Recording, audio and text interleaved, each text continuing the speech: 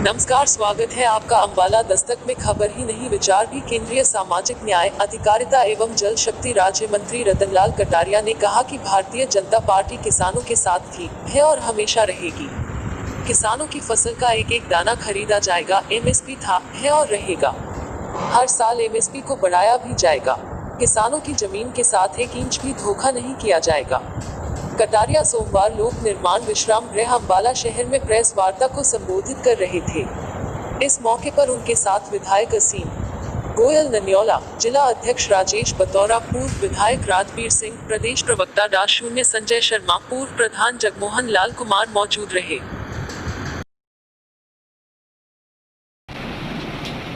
प्रिय पत्रकार बंधु, कल राहुल गांधी जी पंजाब में आए थे और कल फिर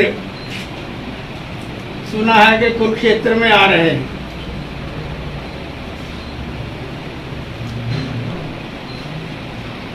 जब संसद में कृषि संबंधित तीनों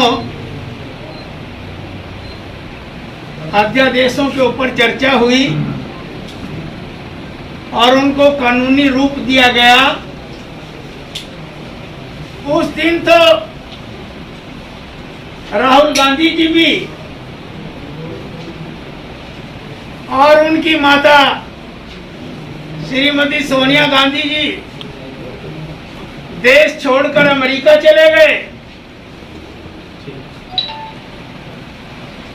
और जब ये बिल पास हो गए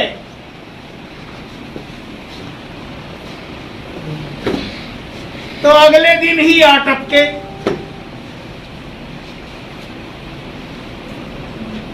किसी भी समस्या के हल के लिए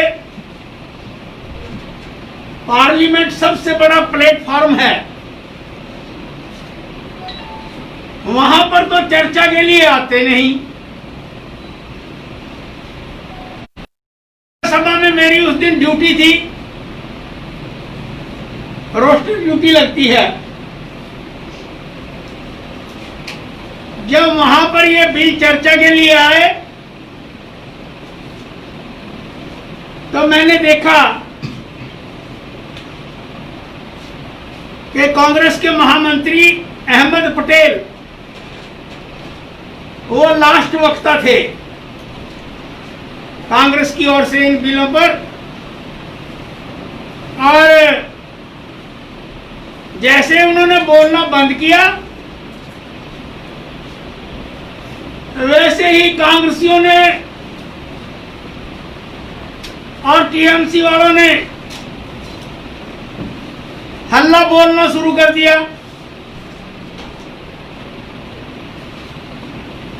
बिल की कॉपियां फाड़ दी, रूल बुक फाड़ दी, डिप्टी चेयरमैन के माइक तोड़ दिए और उनके साथ बदतमीजी करने की कोशिश की। और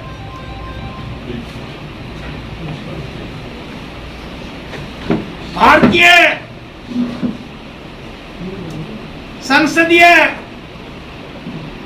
परंपराओं के अंतर्गत और रूल ऑफ प्रोसीजर के अंतर्गत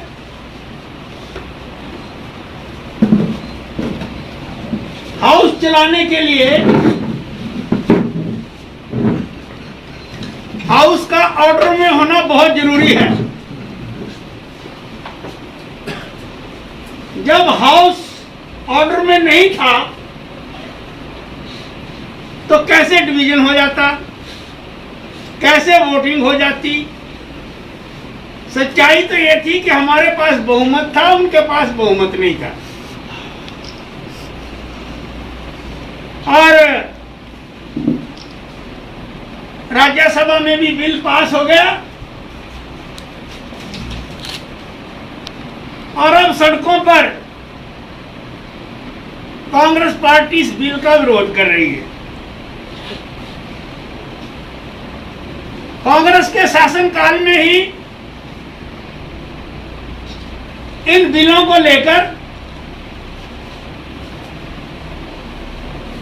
भानु प्रताप सिंह कमेटी बनी और शरद जोशी कमेटी बनी।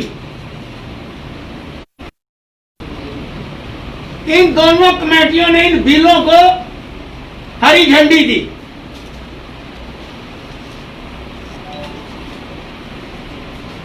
कांग्रेस के 2019 के मैनिफेस्टो में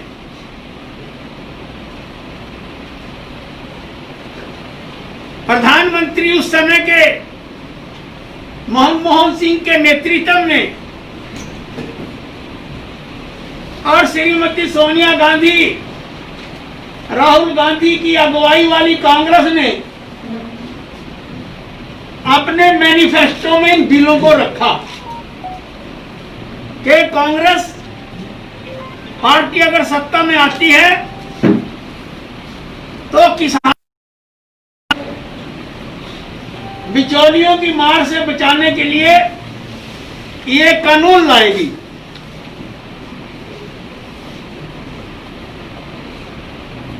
लेकिन आज किस मुंह से विरोध कर रहे हैं?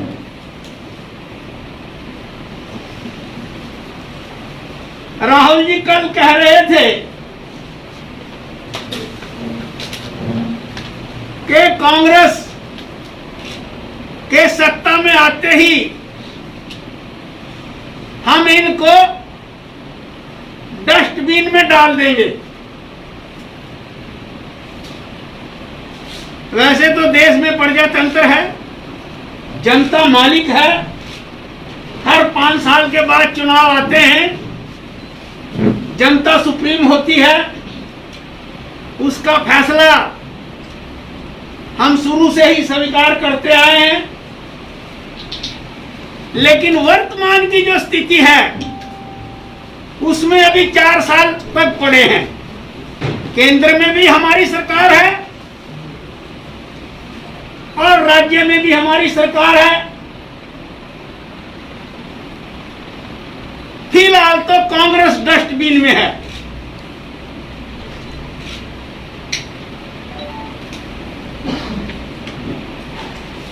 और माँ बेटा तोते की तरह रट लगाते रहते हैं कि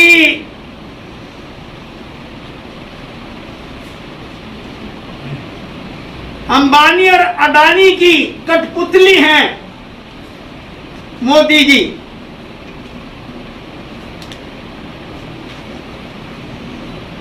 मोदी जी किसी अडानी और अंबानी की कठपुतली नहीं, बल्कि 130 करोड़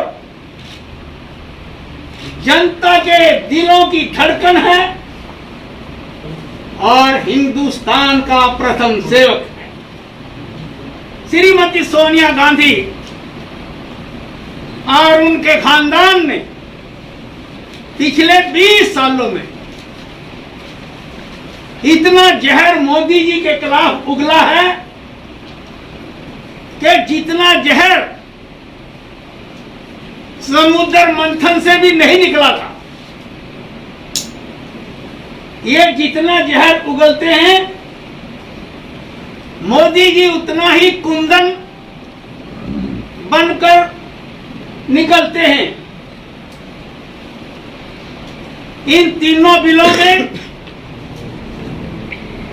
कहीं पर भी किसानों के साथ अन्याय नहीं है, उनको छूट दी गई है कि चाहे वो अपनी फसल मंडी के अंदर बेचे, चाहे अपनी फसल मंडी के बाहर बेचे, उनको छूट दी गई है दूसरे बिल में कि वो किसी कंपनी के साथ कॉन्ट्रैक्ट कर सकते हैं फार्मिंग का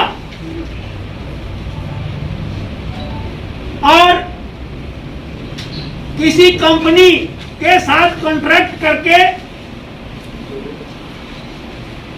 भाई मैं ये फसल बोऊंगा, मैं ये फसल बोऊंगा, वो निर्धारित कर सकते हैं।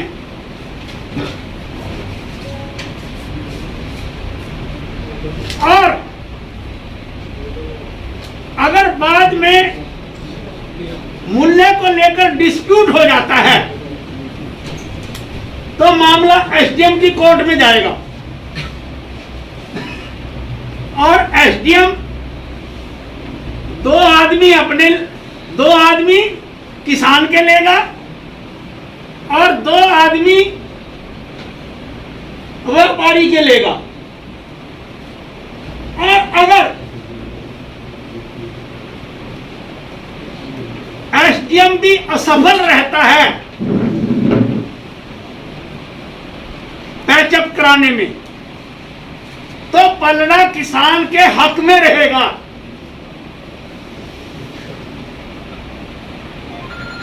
और किसान चाहे जब मर्जी कॉन्ट्रैक्ट तोड़ दे, किसान चाहे जब मर्जी कॉन्ट्रैक्ट तोड़ दे, लेकिन अगर व्यापारी कॉन्ट्रैक्ट तोड़ता है तो उसको किसान को हर्जाना देना पड़ेगा और उसके खिलाफ क्रिमिनल प्रोसीडिंग भी हो सकती हैं। इस बजट में 500 करोड़ रुपया फूड प्रोसेसिंग के लिए रखा गया है और 1 लाख करोड़ रुपया कृषि इंफ्रास्ट्रक्चर गांव में खड़ा करने के लिए रखा गया है। वो इसलिए रखा गया है कि किसान आलू की फसल लगाता है, कई बार उसका रेट 5 रुपए 10 रुपए किलो तक आ जाता है और कोई अमेजॉन जैसी कंपनी, वॉलमार्ट जैसी विदेशी कंपनी अंकल चिप्स का कारखाना हिंदुस्तान के अंदर लगाती है और किसान से 10 रुपया किलो आलू लेकर अंकल चिप्स के वो 50-50 ग्राम के पैकेट बनाकर और बड़ी ऐसी किसी एक्टर की फोटो लगाकर वही आलू 50 रुपए का 50 ग्राम 1000 रुपया किलो बिकता है। वही किसान का टमाटर मल्टीनेशनल कंपनी चटनी बनाकर 500 रुपया केजी बेचती है। अब ये जो 1 लाख करोड़ रुपए का प्रावधान किया गया उसमें ये आएगा कि जिस एरिया में जो फसल पैदा ज्यादा होती है उसी एरिया के अंदर फूड प्रोसेसिंग के माध्यम से एक छोटा सा कारखाना लगा दिया जाए और किसान को लोन प्रदान किया जाए, फाइनेंशियल हेल्प की जाए ताकि किसान को वाजिब रेट मिल सके। आज ये 2 विदेशी कंपनियां हैं, इनके करोड़ों छोटे छोटे यूनिट देश में काम कर रहे हैं, सारा माल चाइना से आ रहा है, हम बातें करते रहते हैं। तो जब चाइना अपना माल सारी दुनिया में डंप कर सकता है तो भारत के किसान को अगर सुविधा मिलती है अपना माल बाहर बेचने की तो वो क्यों नहीं इंटरनेशनल मार्केट के अंदर अपना स्थान बना सकता है। उदाहरण के तौर पर मैं बबैन हल्के से एमएलए था, वहां पर एक गांव है बीड़ सुजरा, जो दिल्ली का पालम हवाई अड्डा बना तो वहां से कुछ किसान उजड़े थे और वो बीड़ सुजरा में बसाए गए थे। वो किसान फूलों की खेती करते हैं, 2.5 लाख रुपए से लेकर 3 लाख रुपया प्रति एकड़ वो फूलों की खेती से निकालते हैं। डाइवर्सिफिकेशन ऑफ क्रॉप्स के अंतर्गत मक्के की फसल को प्रोत्साहन दिया जा रहा है। और ये जो ज्यादातर होटलों में भी, ब्याह शादियों में भी हम वो छोटी सी कुकड़ी क्या कहते हैं उसे, sweet corn, sweet corn, baby corn, sweet corn, जो कुछ भी है, तो वो भी 2.5 लाख रुपया प्रति एकड़ के हिसाब से दे रहा है। अब ये कहते हैं कांग्रेसी कि हमने किसानों का ध्यान रखा, तो मैं आंकड़ों पे बताता हूं आपको। कांग्रेस ने 10 साल में कृषि बजट पर 8.5% खर्च किया, हमने 38.8% खर्च किया।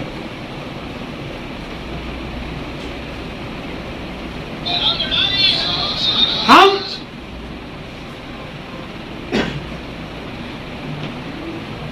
हरियाणा के किसानों को गेहूं, धान, बाजरा 6,000 रुपया 34 किसानों को ना 14 लाख किसानों को प्रति वर्ष और अन्य सुविधाएं देकर हम हरियाणा के किसानों को कुल मिलाकर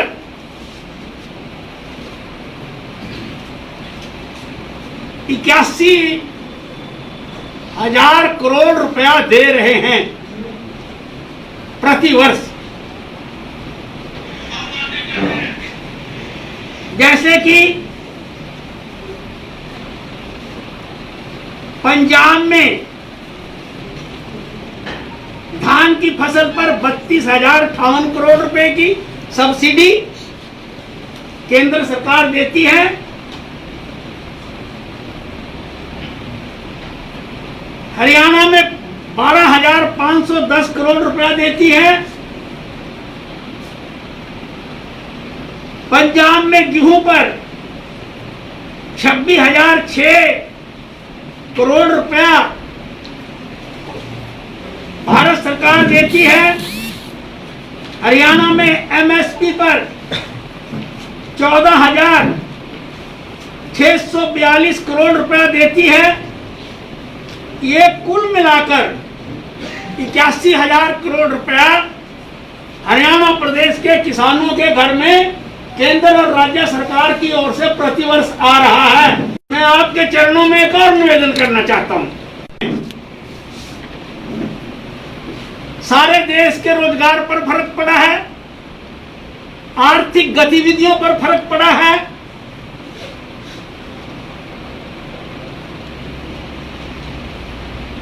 और उसके लिए अब अगस्त और सितंबर में थोड़ी सी रफ्तार बिजनेस ने पकड़ी है। लेकिन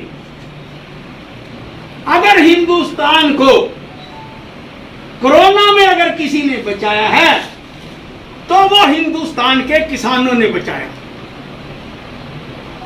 पिछले साल से भी ज्यादा फसल हिंदुस्तान के किसानों ने पिछले साल कृषि ग्रोथ 3.4% थी, अब की बार 4.3% कृषि ग्रोथ भारतवर्ष के अंदर हुई है। जिसका परिणाम ये रहा है कि मोदी जी ने 3 बार 80 करोड़ लोगों को नवंबर तक पीडीएस के अंतर्गत बंटने वाला गेहूं और चावल देके। अगर हिंदुस्तान का किसान इतनी मेहनत ना करता तो हो सकता है कोरोना से भूखमरी के हालात भी बन सकते थे। जिस किसान ने देश के लिए इतना किया है तो क्या मोदी जी उस किसान का बुरा सोचेगा? मोदी जी की सोच किसान की आमदनी दुगनी करनी, उसको आत्मनिर्भर बनाना और देश की आर्थिक और सामाजिक स्थिति में उनको स्थान दिलाना है। मैं हुड्डा जी से पूछना चाहता हूं, आप तो उस कमेटी के चेयरमैन थे जिसने ये बिलों का ड्राफ्ट किया, तो अब क्यों आपको सांप सूंघ गया? अब क्यों इन बिलों पर हाय तौबा मचा रखी है? और चाहे वो हाथरस का मामला हो, चाहे कृषि का मामला हो, हमारी आदरणीय बहन कुमारी शैलजा अंबाला से, अंबाला की स्वाभिमानी जनता ने उनको 2 बार मेंबर पार्लियामेंट बनाया और वो दोनों बार केंद्र में मंत्री बनी, क्योंकि अंबाला के लोगों ने उनको जिताया था। कांग्रेस की बहुत बड़ी नेता है, मैं कहूं तो दलित नंबर 1 लीडर है कांग्रेस में। कांग्रेस की बड़ी नेता है। वो राजस्थान की प्रभारी भी थी, लेकिन अब जब राज्यसभा की बारी आई तो सोनिया राहुल को शैलजा याद नहीं आई, हुड्डा याद आया। पहली बार बहुत लंबे साल के बाद वो पार्लियामेंट से बाहर है। कहां गया दलित प्रेम? अब उसको कह रहे हैं चढ़ जा बेटी सूली पे, राम बलि करेगा। कृषि बिलों को लेकर, हाथरस बिलों को लेकर, हाथरस की घटना को लेकर राजनीतिक दुरुपयोग कर रहे हैं। राष्ट्र देख रहा है। जिस दलित समाज की ये बात करते हैं, वो दलित समाज भी देख रहा है कि जो एक प्लेटफॉर्म है संसद का बोलने के लिए, वहां से तो तुमने एक षड्यंत्र के अंतर्गत बाहर कर दिया, और अब वो बहन जी भी जगह जगह के ऊपर मोदी सरकार किसान विरोधी है, दलित विरोधी है। जितना काम हमने किसानों के लिए किया है, गरीबों के लिए किया है, इतना काम आज तक किसी ने नहीं किया। हमने 3 लेबर कोड बिल जो अध्यादेश थे उनको भी कानून बनाया है, और देश के श्रमिकों को मान और सम्मान देने की दृष्टि से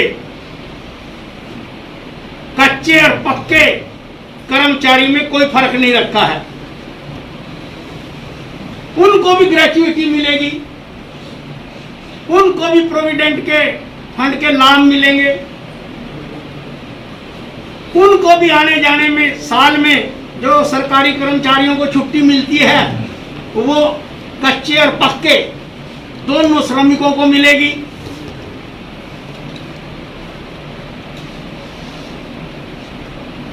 और उनकी सोशल सिक्योरिटी के लिए विभिन्न पग उठाए गए हैं। तो आज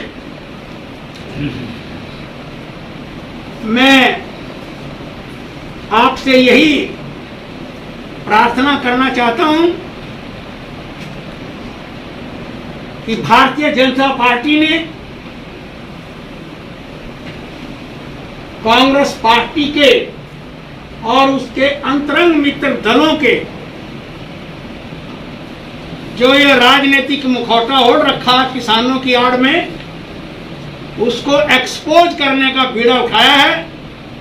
हमारे मंत्रीगण, हमारे सांसदगण, हमारे विधायकगण किसानों के बीच में जा रहे हैं, उनसे बात कर रहे हैं, अवस्था पड़ने पर उनको समझा भी रहे हैं और उनको कहा है कि एमएसपी है, एमएसपी था, एमएसपी रहेगा और हर साल एमएसपी बढ़ाया जाएगा।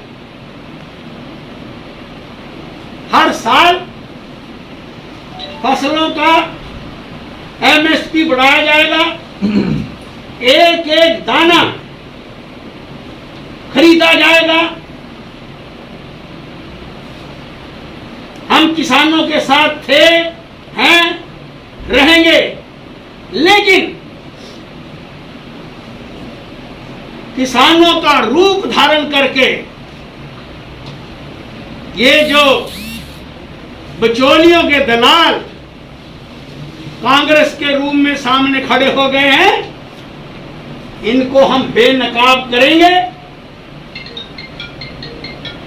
और पहले भी अब तक का ये रिकॉर्ड रहा है कि जहां जहां भी राहुल, प्रियंका, सोनिया गए हैं, जहां जहां कदम पड़े इन तीनों के, वहीं पर कांग्रेस का बंटाधार, एक एक सीट को कांग्रेस तरस रही है आज देश में। और अपने सिकड़ते हुए जनाधार को देखते हुए कि शायद किसानों को बरगलाने से हमारे हाथ कुछ लग जाए, लेकिन इनके हाथ कुछ लगने वाला नहीं है।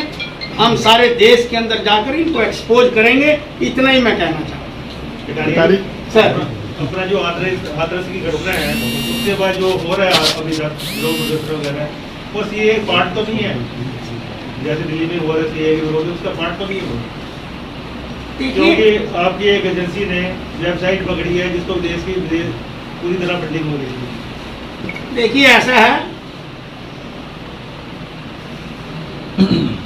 जो दिल्ली में मंदिर को लेकर हो हल्ला मचाया था सुप्रीम कोर्ट का फैसले के बाद, मुझे बताते हुए आपको आज खुशी हो रही है कि उसका पोजेशन आज दलित समाज को दिया जा रहा है। आज 5 तारीख है ना, आज दिया जा रहा है। रविदास मंदिर का पोजेशन आज दिया जा रहा है।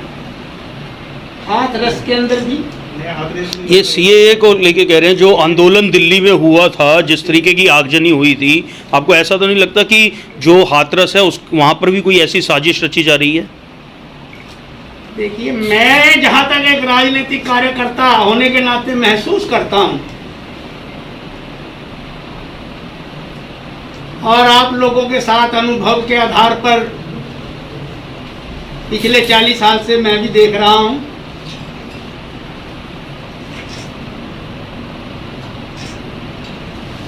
कि कांग्रेस अपना खोया हुआ जनाधार प्राप्त करने के चक्कर में किसी भी हद तक जा सकती है। और वो एक शेर था कि ये कत्ल भी करवा देंगे जिंदाबाद की खातिर।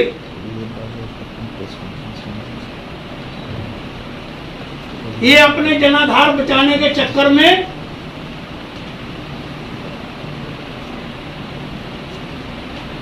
आपने जो प्रश्न किया है, मैं पूछना चाहता हूं कि प्रियंका गांधी ने जाकर जब आग लग रही है तो उसने महर्षि वाल्मीकि भगवान के मंदिर में जाकर प्रार्थना में भाग क्यों लिया? अब उसमें क्या, अगर मैं ये बात कह रहा हूं तो कुछ लोग कहेंगे कि उसने क्या गलती कर दी, हमारे मंदिर में आ गई। लेकिन अगर उस गहराई से उसके पीछे जाया जाए, क्या ये धार्मिक आग लगाने का एक षड्यंत्र नहीं है? अपनी राजनीतिक रोटियां सेकने के लिए। लेकिन हम वहां पर भी इनको मात देंगे, समाज को समझाएंगे। अरे सर, मेरा कहने का मतलब है जो सीए हुआ उसमें पूरा षड्यंत्र रचा गया था। एजेंसी ने भी पूरा क्लियर किया है, कैसे व्हाट्सएप चैट हुई है। मेरा कहने का मतलब हाथरस में तो कुछ ऐसा नहीं हो रहा है जो पूरा षड्यंत्र इसको आपकी तरफ। देखिए, मैं तो इतना कहूंगा कि कांग्रेस पार्टी किसी भी हद तक जा सकती है, ये सत्ता के इतने भूखे हैं।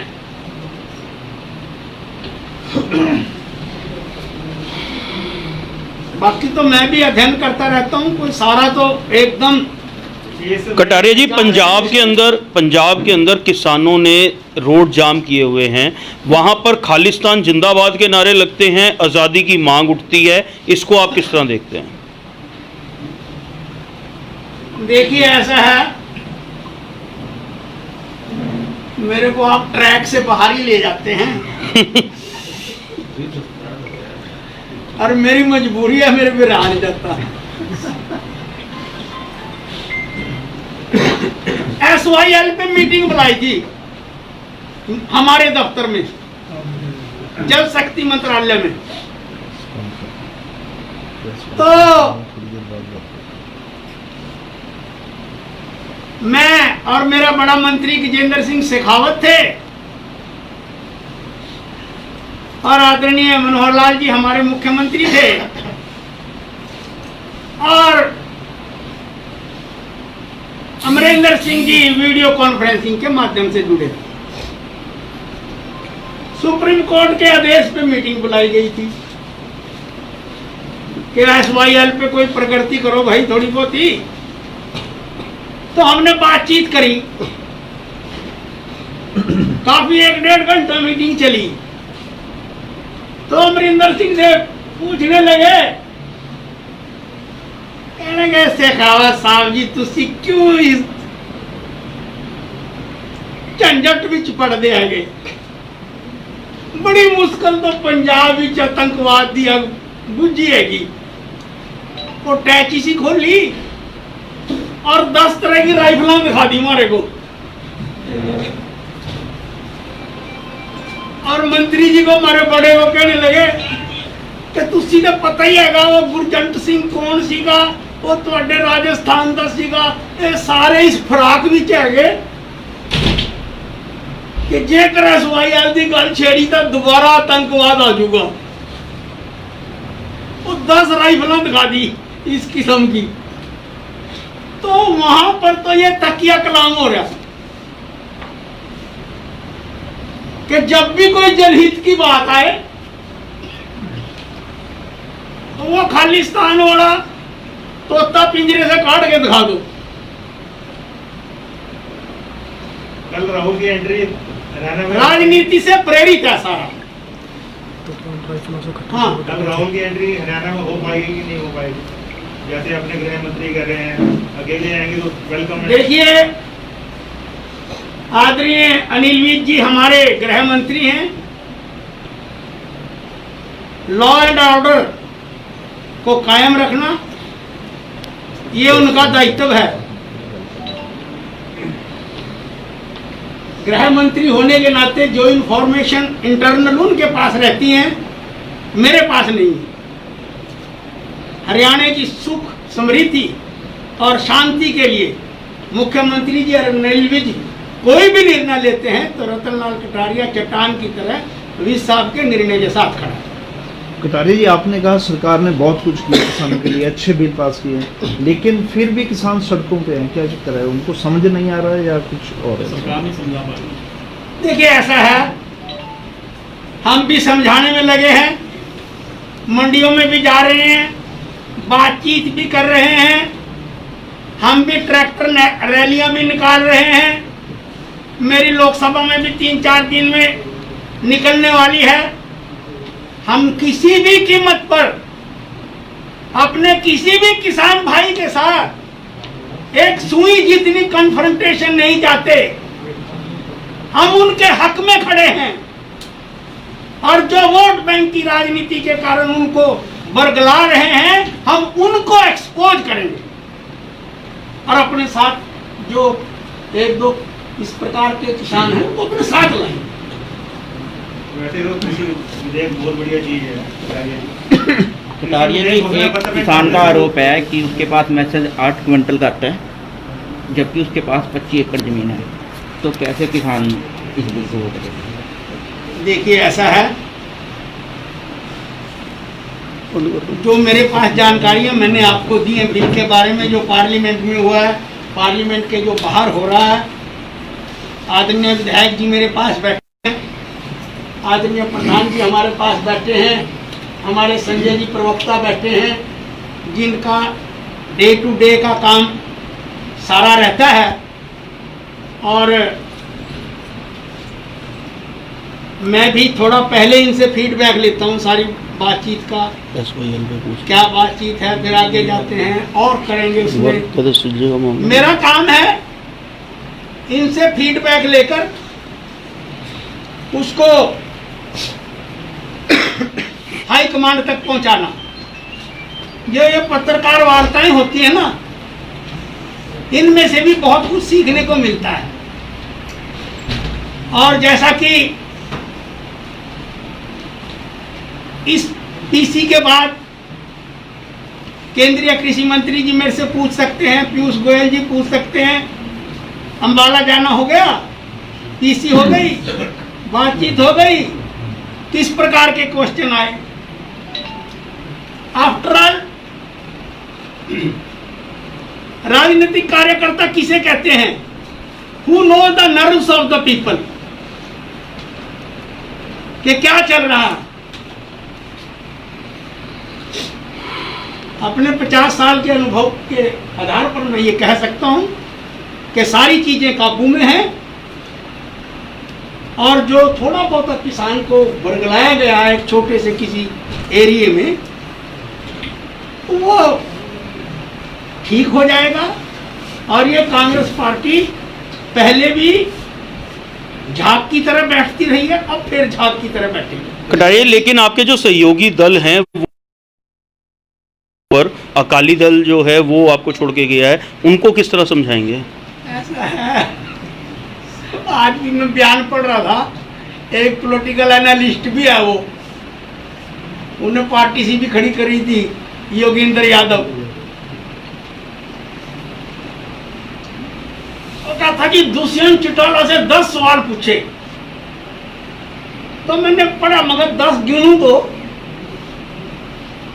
तो सवाल एक ही दिख रहा, नाम 10 का ले रहा। कह रहा जी तुहाडा परदादा चौधरी देवीलाल किसानों का मसीहा था,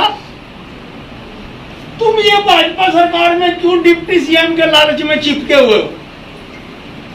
यानी कि इंस्टिगेट करना, बगावत की ओर वो करना। उनके पास ना नीति है, ना नियत है, ना किसानों के लिए कोई कार्यक्रम है। थूको और भागो, ये उनके पास सारा रह गया। दुष्यंत चौटाला जी चट्टान की तरह हमारे साथ हैं और हमारे सहयोगी अकाली दल रहा है, बहुत पुराना सहयोगी रहा है, साथ चलते रहे। लेकिन आज एक स्थिति हमने तो खड़ी करी नहीं, ये अकाली दल ने खड़ी करी है फैसला लेके।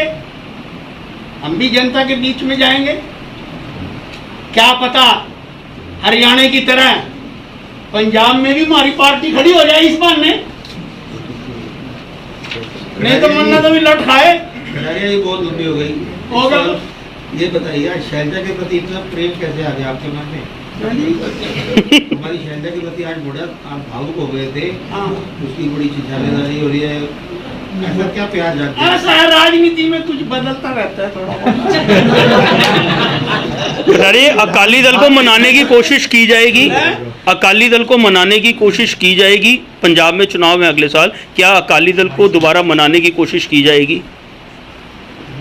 देखिए ऐसा है, मैं तो इस समय सरकार में हूँ, आपने सवाल किया है, करेंगे बात, सोचेंगे कोई बात आती है, बस हो गया, बात हो गया। अंबाला दस्तक के लिए अंबाला से अवतार सिंह की रिपोर्ट।